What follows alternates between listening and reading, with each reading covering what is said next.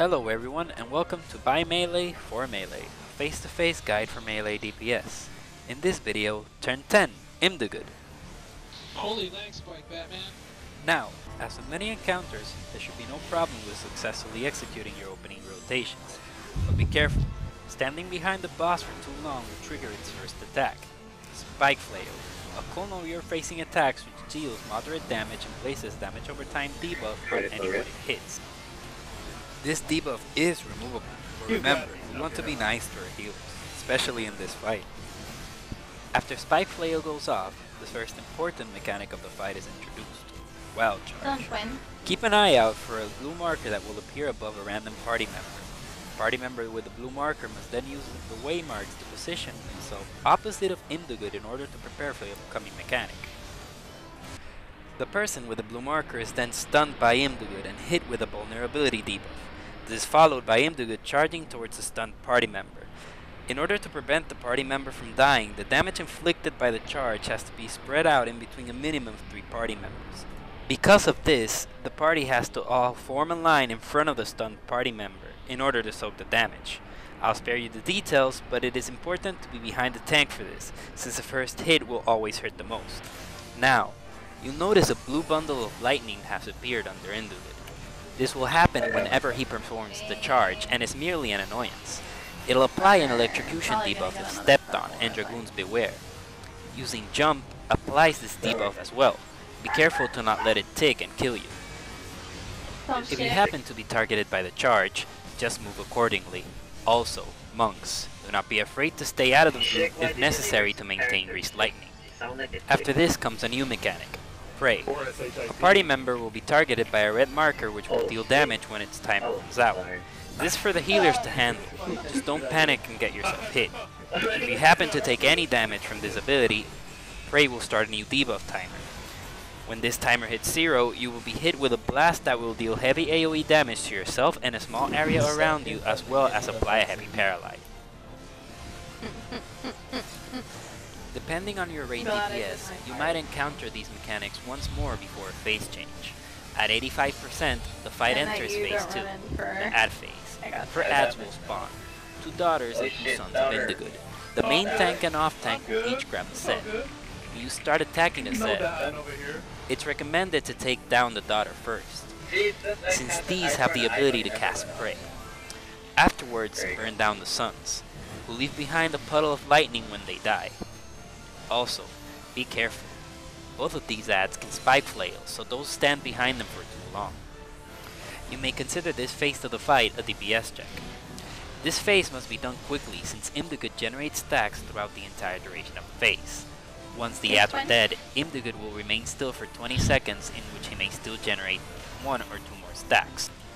Personally, I recommend using your movement options to switch quickly between the sets of adds being tanked by the main tank and off tanks, in order to help save time. Most groups clear with 6 to 7 stacks, but up to 9 can be survivable. After all 4 adds are dead, you get time to go ham on Imdugud and also put up any mitigation you might have. Once the 20 seconds are over, Imdugud uses its AoE ability, Electric Burst, and the fight enters phase 3. Phase 3 sees the introduction of a new and very important mechanic, Heat Lightning. Imdugud will cast an ability that will target 3 random party members and hint them for light damage combined with the application of a vulnerability debuff. It is very important for the party to pick spots in which they will be standing on for the rest of the fight, since getting hit by another member's Heat Lightning will probably result in a wipe. The first round of Heat Lightning will be accompanied by Prey, while the second one happens in conjunction with Wild Charge. I gave the Dragoon road first time. An important point about this phase. Notice how in the video, I got clipped by the ninja's Heat Lightning. This happened because I did not wait long enough for Heat Lightning to go off in order to move into position. This caused me to die and fail the mechanic, which is no good. In order to execute the mechanic correctly, all party members must wait for Heat Lightning to go off before getting into positions. Once the ability has been casted, all members without vulnerability should stand in front of the stunned member, similar to phase 1. If you are hit by Heat Lightning, stay out of the stacks, since you won't be able to soak the damage. This combination of mechanics should repeat itself no more than 2 times, depending on your rate DPS. Once Imdagud is down to about 55%, he will once again use Electro Charge and initiate a second ad phase. Not unlike the first ad phase, the off-tank and main tank will both pick up one daughter and one son of Imdagud. The key difference for this phase is that a few seconds into the phase, another set will spawn. If the first set of ads is not dead in time, a wipe is very likely. To deal with this, most groups just burn down one of the tank's ads as fast as possible. Save your cooldowns if necessary, and remember to be careful if your group decides to use a mage limit break, since Spike Flail is still a possibility. After the first set of ads is dead, take care of the second set in the order which your party has decided is more optimal for itself. The tanks will probably be positioning ads in order to make the transition smoother, so pay attention. Once the ads are dead, you have another 20 seconds to go ham on Imdagud and put up any mitigation. Once Imdagud uses Electric Burst, the fight enters its final phase. The final phase sees the introduction of the fight's last mechanic, the Tether. Imdagud tethers to a random party member who, after a couple of seconds, will set off an AoE knockback attack which will deal spreadable damage. In order to deal with the tether, a minimum of 2 people must stack with a person who is tethered to soak the damage. All of those hit by the knockback attack, called Cyclonic Chaos, will receive a vulnerability debuff. The first mechanic of the final phase will always be tethered combined with Heat Lightning. Notice how I hover the camera in order to make sure I have the tether. Once I confirm this, I wait for Heat Lightning to go off, in order to make sure I don't get clipped. After Heat Lightning is casted, I move into the middle to position myself. Everyone else who did not get hit by Heat Lightning then goes towards me, in order to soak the damage. Try to always aim the camera in the direction that is safe, since you can sometimes control the knockback and want to avoid being pushed into a lightning puddle a bit later in the fight. Another important thing. From this point on, every failed mechanic is accompanied by an Electric Burst, which places a lightning resistant debuff on the party. Because of this, you must aim to execute all mechanics correctly. Notice how the Bard moved in too early and got clipped by Heat Lightning. Shortly afterwards, Imdagud uses an AoE attack to punish us for the failed mechanic. It might be worth mentioning that this can be survived, but it's probably not worth it. After the Tether Heat Lightning combo, the next possible mechanic will be random. It could either be the Heat Lightning Wild Charge combo you're already used to doing from the third phase, or it could be the new and final mechanic, Tether Charge.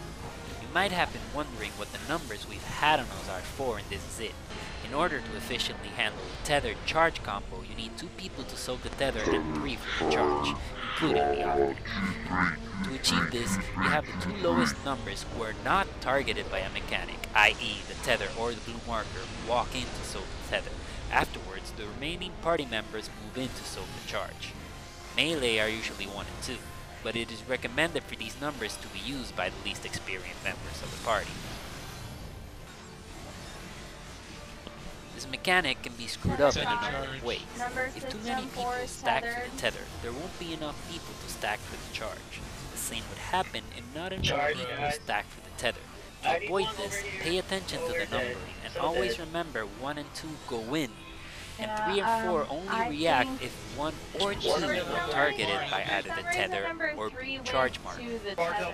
After you survive the second mechanic, it will probably be time to limit break. Be careful. Only limit break right after a mechanic to make sure you won't get caught in between a tether or Heat Lightning. And if the limit break follows a wild charge, remember you will be inside the lightning puddle long enough for 1 tick of the debuff. After this second mechanic, you will get another Tether Heat Lightning combo followed by a random mechanic. All of these have been previously discussed, so as long as you keep your head on your shoulders and DPS hard, the fight's done. Congratulations on your win and enjoy that sexy gear. Random mechanic coming up, last one.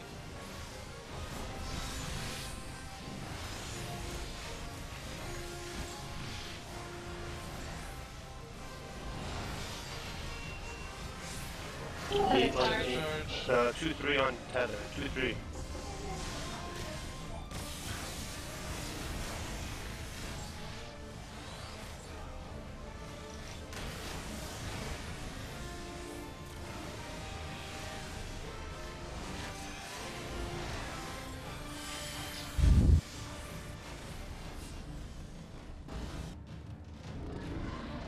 Incoming paladin drop.